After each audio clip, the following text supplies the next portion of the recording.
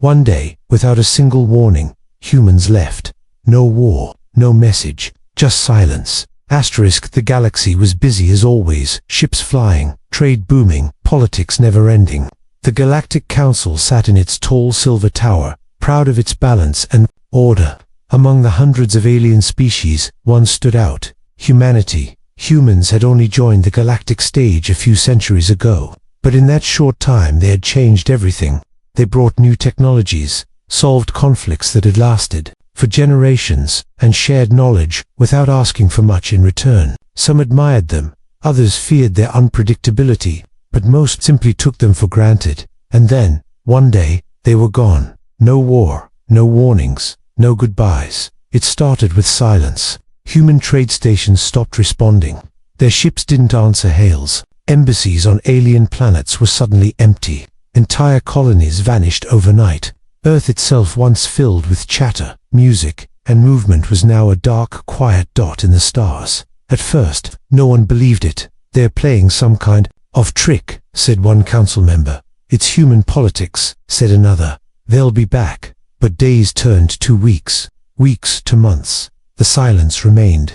Even the bravest explorers who flew toward human space came back with the same report: empty, deserted, cold. On Mars, an old outpost remained. One alien scout team from the Tyrell species landed there.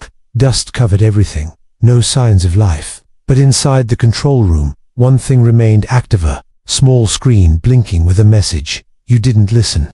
That was all. The council grew nervous. Behind closed doors, they spoke of balance shifting, of threats rising, but publicly, they acted calm. They told the galaxy, "We are investigating," but they had no answers. Some believed humans had ascended, become something more. Others feared they were hiding, watching, waiting. A few whispered about ancient prophecies, that when the quiet ones leave, the storm begins, but no one really knew. Meanwhile, strange things began happening. The Skarn Empire, who once relied on human engineers to maintain their warp gates, reported system failures. 2 of their gates collapsed, killing thousands. A massive solar flare in the North system went unnoticed because the human satellites that once gave early warnings were gone. Small things started falling apart. Systems once protected by human peacekeepers began arguing again. Old enemies tested their limits. Without humans, there was a hole, an unseen glue that had been holding everything together. Back on the council, one elder, a wise being from the Glath race, stood and spoke. "We didn't understand what they gave us. They taught, they helped, they forgave. But now, they've gone quiet, and silence can be louder than any war." Everyone fell silent. Still, there was no trace of humanity. No transmissions, no distress beacons, no hidden bases, just absence. But deep in the abandoned files of an Earth archive, half lost and half corrupted, a council analyst found a phrase written in simple, ancient human language: "If we ever leave, it means we've already waited too long." The words were cold, heavy, final. The council didn't share this with the public. Fear was rising. They couldn't show weakness. But more and more species were asking the same question. What had they done to push humanity away? The galaxy had never seen war like the humans could wage. But this wasn't war. This was something far worse. This was humanity choosing silence. And the stars had never felt so quiet. The silence of humanity's departure began to spread like a cold wind through the stars. What first felt like a temporary glitch or quiet protest was now starting to change the very shape of the galaxy. A balance had been lost. But few truly understood what that balance was, till systems began to fall apart. At first, it was just inconvenience. Trade routes between distant colonies slowed. Many of them had relied on human navigators who knew shortcuts through unstable sectors of space. Now, without those guides, cargo ships had to travel slower, safer paths. Deliveries arrived late. Markets grew restless. Then came the technical issues. Devices built with human knowledge, warp stabilizers, gravity converters, resource synthesizers, began to fail. The manuals left behind were either too complex or half-coded in human languages. No one could fully read. Some systems simply stopped responding, as if waiting for a human voice to activate them. The Galactic Council tried to stay calm. They sent out messages to allied planets. "We are adjusting. We have replacements." But deep down, they knew The truth, they never created the systems. They never improved them. They simply used what humans had gifted them. Without humanity, they were just guessing. In one of the Council's central archive stations, an alien historian named Solarian Avenari, with crystal blue skin and 4 delicate arms, was assigned to study human influence. She had once been critical of humans, calling them overly emotional and dangerously curious, but as she dug through their old records, old broadcasts, and alliance treaties, she started to see something different. Humanity had not only offered technology, they had offered structure. They solved disputes not through force, but through understanding. They had empathy, curiosity, and an unpredictable kind of hope that seemed to keep enemies from turning into wars. They talked to both sides. They asked questions, others didn't, single quotes, and now, all that soft power was missing. In the far-off Zenith system, 2 rival species, who had been calm under human mediation, broke into arguments once again. With no neutral party to cool their anger, tensions rose. Fleets gathered. The Council tried to intervene, but neither side trusted them the way they had trusted humanity. Meanwhile, whispers began to rise in the darker corners of the galaxy. Smugglers, raiders, and rogue scientists spoke of hidden tech left behind in abandoned human zones. Some said if you entered one of these areas with the right signal, the technology would recognize you as friend. Others warned that some places were protected by AI systems too advanced to understand, silently watching and refusing entry. A few even believed that humans had not left alone, that they had taken their greatest inventions with them into the shadows. Council meetings became longer, more tense. Accusations were thrown. Some members blamed others for offending the humans. Some denied that anything was wrong at all. But in every room, one question remained unspoken. What if humanity knew this would happen? Back on the Council's private channels, an urgent report arrived from the Orion cluster. A minor power grid failure had led to a chain reaction across 5 planets. Millions of beings were left without communication, energy, or food replication. The planet leaders begged for help. In the old days, humans would have arrived within hours. But now, the Council scrambled. Resources were too far, routes too slow. Help came late, and trust began to crumble. Even allies who had once relied on the Council began questioning its strength. Where were you? Why didn't you prepare for this? Why did you let them leave? Solari sat alone in the archives that night. On her screen played an old human video, recording from a peace summit decades ago. A human ambassador stood before 2 warring alien leaders, smiling gently. You don't need to love each other, he had said. But maybe you can live without trying to destroy each other. For now, that's enough. Solari paused the video. That ambassador was gone. So were his people, and all that remained was silence. But something else had been found, a new recording, hidden deep in the Earth Embassy database, never translated, never opened. The file was named simply, After Us. It required a human passcode to open. No one had it, but even the name itself was enough to raise a chill. After Us, as if humanity had already planned for a future where they were no longer there, and perhaps that future had now begun. The stars had not changed. They still shimmered like diamonds across the dark sea of space. Ships still moved, trade still flowed, and the Galactic Council still held its meetings. But beneath the surface, everything was different. Quiet cracks were forming in the walls of order, cracks that once would have been sealed by voices that were now gone. Humanity had always been difficult to explain. They were not the strongest, nor the oldest. Their technology, while impressive, had not been the most advanced, yet they had shaped the very heartbeat of the galaxy without ever fully trying to control it. Now that they were gone, the galaxy was beginning to feel just how much they had held together. In the central memory vault of the Council, deep beneath the surface of a station orbiting the twin stars of Viri, Archivist Solari had made it her mission to uncover what had been missed. Her days were spent reviewing forgotten footage, analyzing peace documents, listening to old human speeches, and reading cultural texts in translated Earth languages. And what she found was not the image most believed. Humans weren't just diplomats or explorers. They were complex, filled with contradiction. They were curious but cautious, forgiving yet fiercely protective, kind-hearted yet often unpredictable. They had built friendships with species no one else dared to approach. They gave second chances to enemies, offered aid to strangers, and sometimes protected even those who had betrayed them. There was a quiet strength in their patience. They had stayed when it was easier to walk away.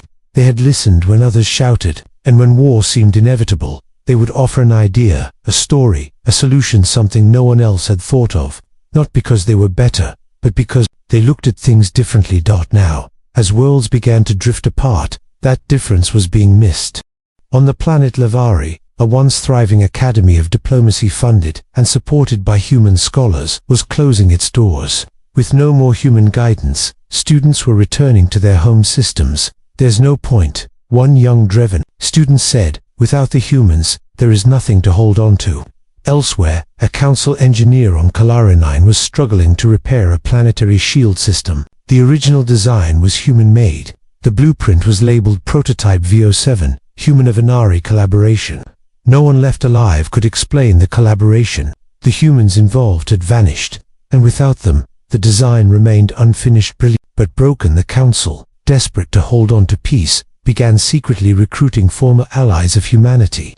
Individuals who had once worked with human teams were invited back, but what they shared was not just technical knowledge. They shared stories. One spoke of a human who saved a mining crew trapped on a collapsing asteroid, not with force, but by rerouting a cooling system using parts from a broken food dispenser. Another recalled how humans once resolved a war between two rival colonies simply by getting their children to play a game together. The laughter broke generations of bitterness in a matter of hours. It was then that the council began to understand something more profound. Humanity had not kept the galaxy running with power.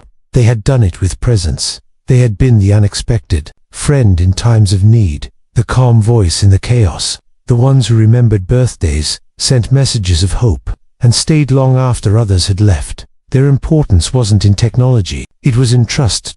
And trust, once lost, was hard to rebuild. Back in the archives, Solari found a recording barely labeled, half-corrupted, but still functional. It was a human captain speaking during the final cycle of Earth's involvement in the Council. His voice was steady. "We don't want control," he said. "We only ever wanted a place in the stars, a chance to grow with others, not above them. But when you treat someone's presence as expected, eventually, they begin to feel invisible. And the invisible don't stay forever." Those words echoed across the chamber. Solari listened to them again and again. Because for the first time in centuries, the council was feeling something it had never imagined possible. Loss. Not the loss of a battle, not the loss of power, but the loss of something deeply human, the kind of presence you don't notice until it's gone. And perhaps that was the greatest lesson humanity had ever taught them. But the question remained, had they learned it too late? Because while the council searched for understanding, far beyond the edges of explored space, silent satellites once linked to Earth suddenly turned back online. And they weren't broadcasting, they were watching. The outer edges of the galaxy had always been quiet, not empty, just still. Far beyond the council's most traveled routes, space stretched like a forgotten ocean. These regions were once claimed by humanity. Stations floated there, left behind like ancient footprints, silent and untouched since the day humanity vanished. But now, something was stirring in that silence. It began with faint signals, whispers, in frequencies not used by the council. A deep space observation probe on the edge of the Tellan sector picked up patterns in static. The signals repeated every 7 hours, forming what appeared to be a rhythm. Not language, not code, but almost a heartbeat. At first, analysts dismissed it. Echoes, maybe, background radiation. But one technician noticed the signal originated from a zone known to once host a human listening post station, Aegis 7. That station had gone dark a year before humanity's disappearance, and yet now, something there was active. The council quietly dispatched a small, unarmed research vessel to investigate, aboard with 3 scientists and a synthetic observer from the Yalari species. They approached the area carefully, unsure what to expect. What they found was not a ruined station, but one that was whole. Not abandoned, not decaying, just sealed. The station's lights blinked softly. Its systems responded to scans, but refused to open communications. No life signs were detected inside. Yet, the power systems were functioning at 97% efficiency. Number impossible without active maintenance. The team tried to dock, but the station refused access. No warning, no threats, just rejection, as if it didn't recognize them, or worse, as if it didn't chose not to allow them entry. They returned with footage, confused and uneasy.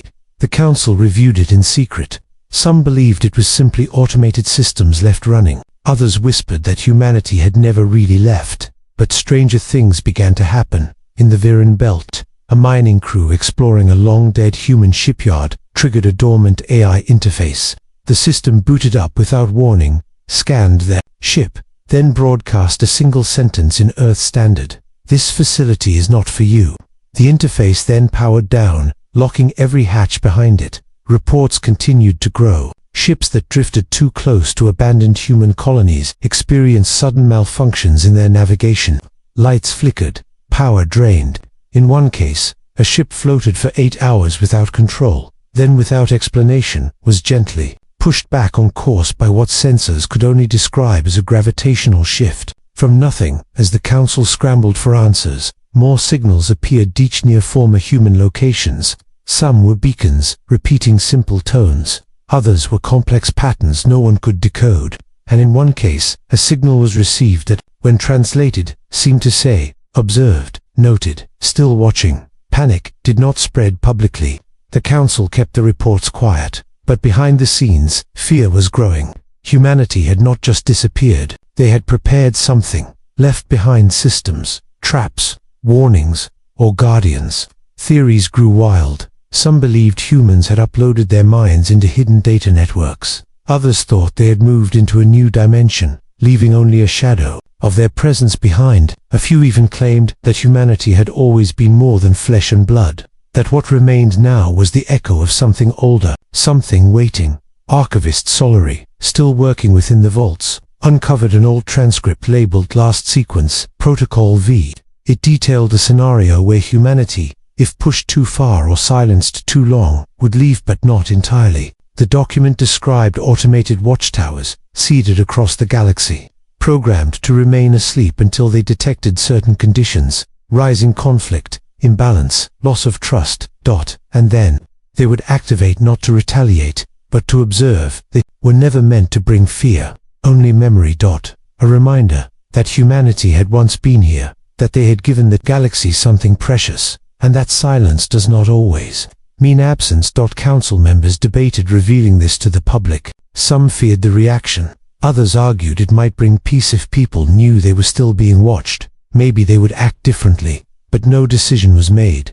Instead, the galaxy carried on quieter now, more cautious, more aware. Trade continued, but with tension. Politics resumed, but with hesitation. Everywhere, there was the sense that someone or something might be listening. And far in the void, just beyond where sensors could reach, an ancient Earth satellite rotated. Slowly, its lens flickered to life, and it recorded **. By now, every corner of the galaxy had felt the shift. What once seemed like an unexplained silence was now understood as something much deeper. Humanity hadn't just vanished, they had chosen to leave. And the weight of that choice was starting to reshape everything. Worlds once proud of their independence now struggled to maintain even basic unity. Systems that had mocked humanity's emotional way of leading were now filled with unease. There was no single crisis, no great collapse, but everything was becoming fragile, and it all traced back to that one question no one had the courage to say out loud: what if we were the problem? On the moon of Cerethal, an ancient gathering site where humans once met with alien allies, the old towers stood untouched, buried in dust. Their walls were engraved with shared symbols from multiple species, reminders of peace, unity, exchange. But now, those towers echoed only with the wind. Among them, a young Zalari diplomat named Kayan wandered quietly, running his hand across the faded carvings. His people had once stood proudly beside humans, but when the council had voted to prioritize military expansion over diplomatic balance, the Zalari had remained silent, and so had the humans until they disappeared. Kanan was not alone in his reflection. Across the stars, regret had begun to take root. The Dravari Empire, once dismissive of human policies, now saw uprisings within its colonies. The soft influence of human communication, tolerance, negotiation, shared goals had vanished, and in its place rose conflict. Even the powerful Yith coalition, known for their vast data archives, released a rare public statement. We misunderstood. They were not predictable, but they were dependable. Not perfect, but necessary. Now, the Council's once confident stance was showing cracks. Desperation had taken the place of strategy. In closed meetings, phrases like reconnection project and restoration mission were spoken. There was no talk of punishment, no demand for return, only hope, quiet hope. A plan was formed, a special envoy one that would travel into the deepest areas of former human space, not as investigators, not as rulers, but as guests. With open hands, they would follow the traces, answer the signals, and perhaps find a voice still willing to listen. The ship chosen was named the Horizon Lighter, name chosen from a human poem. It carried no weapons, only knowledge, messages of peace, and old gifts once exchanged in friendship. Among its crew was archivist Sukari, who had spent years understanding what others overlooked. Also aboard were delegates from 5 species, all of whom had once stood closest to humanity. As they crossed the threshold into the abandoned sectors, the stars grew strangely still. Navigation markers had disappeared. Communication relays refused to respond, yet there were signs. A satellite drifted past, quietly scanning their vessel, but taking no action. A beacon flashed briefly, then dimmed as if confirming their path. And then, finally, they reached the coordinates embedded in the final human signal. There, floating in the quiet of space, was a structure none of them had seen before. It was not a station, not a base, something between architecture and art. Smooth, silver-white walls curled like petals, orbiting a glowing center. No doors, no ports, no visible entry. The ship approached carefully. Suddenly, a voice echoed in their systems, not through speakers, not through translators, but directly into their minds. Calm, clear, human, you have come, not to search, but to remember. The crew froze. The voice continued. We asked for respect, for balance, not praise, not control. When it was lost, we chose silence, because even silence speaks. A quiet hum passed through the ship. Each member felt a presence, threatening, but heavy with memory, as if the air itself was filled with echoes. Solari stepped forward and spoke aloud. We remember now, and we regret. There was a pause. Then the structure pulsed gently with light, as if breathing. The voice replied, regret is not the end, but it cannot be the beginning again. What was lost must be understood, not restored. The signal ended. The structure did not respond further. But as the ship turned to leave, a small pod detached from the structure. It contained a simple device, a human memory core. Inside were images, audio, and personal logs, moments from human life across the stars, children playing on alien worlds, scientists teaching across species, diplomats laughing with rivals. It was not power, not tech, just humanity. As it was, the Council called it the gift of memory. And across the galaxy, it was shared, not through news, but through stories. People began to teach their children about humans, not as saviors, not as myths, but as friends who had once offered something rare: patience, kindness, and hope. And slowly, the galaxy changed, not through force, not through fear, but through the soft realization that those who leave quietly often leave the greatest silence behind. But in silence, sometimes a message still remains. The galaxy had learned to live with the silence. The absence of humanity no longer felt like a moment, it had become an era. A quiet chapter, written not with noise or conquest, but with memory. Stories of their kindness and caution were told in hushed voices. Their lessons once dismissed were now studied like ancient wisdom. Entire academies taught the philosophy of coexistence they once practiced. And yet, the silence remained. Still deep, still absolute. Until one day, it shifted. It began in a place no one expected. Not a council station, not a powerful capital, but a quiet, forgotten moon named Virel 3, where scattered settlers lived under dim skies, growing food, and living simple lives. A young child, half Terrellian, half human descended, was exploring the outer hills, when he stumbled across an object half buried in sand. It was smooth, metallic, and shaped like a curved disc. He touched it, and it pulsed softly in response. When the elders examined it, they found an active power source and a glowing interface that responded to one thing: a human DNA marker. The child had just enough with a soft hum, the disc opened and a holographic projection appeared. It wasn't a person, it was a moment. Images of Earth's forests, oceans, music, laughter, and peaceful silence. It was not a message meant to explain, but one meant to feel. The child's mother, once a technician from a distant station, recorded the moment and sent it to the nearest archive hub.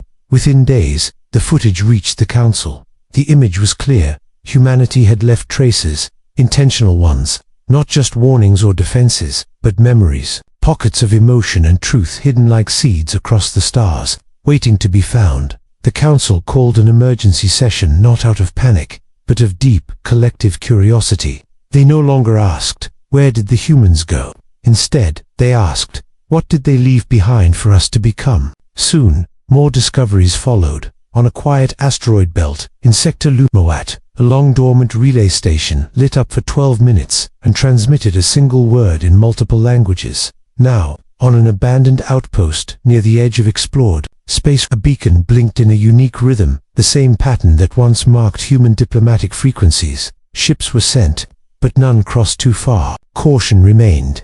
And then, from deep space, came the first true message in years. Not a warning, not a demand, just a voice. Human, calm, familiar. We did not leave in anger. We left because it was time.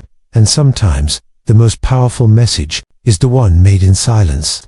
If you understand now, then you are ready to speak, not to us but to each other. The transmission ended. Across the galaxy, reactions varied. Some were moved, others were confused, but many began to understand. Humanity had not gone to punish or hide. They had left to give the galaxy a chance to grow without them. A difficult, painful gift, one that no one had known how to accept until now. Soon, a council delegation was approved to follow the path of the last signal. Not to chase, not to demand, but to observe, to honor the quiet. The ship they sent was smaller than before. No banners, no formal uniforms. A single pilot, a historian, and a communicator. No weapons, only questions and respect. They followed the signal through strange regions of space. Gravity behaved differently.